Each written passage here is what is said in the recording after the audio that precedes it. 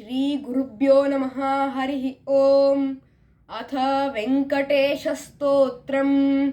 वेङ्कटेशो वासुदेवो प्रद्युम्नोमितविक्रमः सङ्कर्षणो निरुद्धश्च शेषाद्रिपतिरेव च जनार्दनपद्मनाभो वेङ्कटाचलवासनः सृष्टिकर्ता जगन्नाथो माधवो भक्तवत्सलः गोविन्दो गोपतिकृष्ण केशवो गरुडध्वजः वराहो वामनश्चैव नारायणादोक्षजः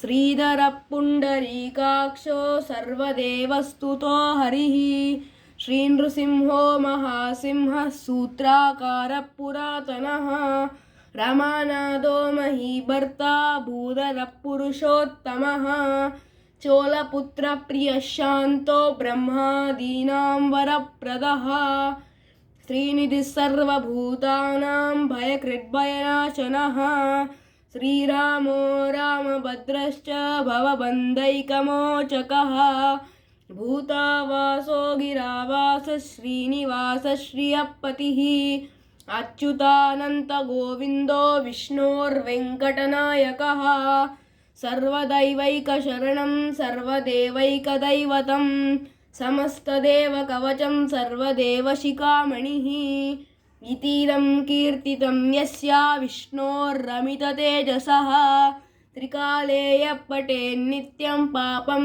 तस्य न विद्यते राजद्वारे पठेद्घोरे सङ्ग्रामे रिपुसङ्कटे भूतसर्पपिशाचादिभयं नास्ति कदाचन अपुत्रो लभते पुत्रान् निर्धनो धनवान् भवेत् रोगार्तो मुच्यते रोगात् बद्धो मुच्येत बन्धनात् यद्यतिष्ठतमं लोके तत्तत् प्राप्नोत्यसंशयः ऐश्वर्यं राजसन्मानं भक्तिमुक्तिफलप्रदं विष्णोर्लोकैकसोपानां सर्वदुःखैकनाशनं सर्वैश्वर्यप्रदं रोणां सर्वमङ्गलकारकं मायावी परमानन्दं त्यक्त्वा वैकुण्ठमुक्तमं स्वामी पुष्करणीतीरे रमया सह मोदते कल्याणाद्भुजगात्राय कामितार्थप्रदायिने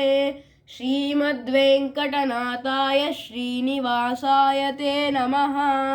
वेङ्कटाद्रिसमं स्थानं ब्रह्माण्डे नास्ति किञ्चन वेङ्कटेशसमो देवो न भूतो न भविष्यते एतेन सत्यवाक्येन सर्वार्धान्तादयाम्यहम् इति श्रीब्रह्माण्डपुराणे ब्रह्मनारदसंवादे श्रीवेङ्कटगिरिमाहात्म्ये श्रीवेङ्कटेशस्तोत्रम् सम्पूर्णं। श्रीकृष्णार्पणमस्तु।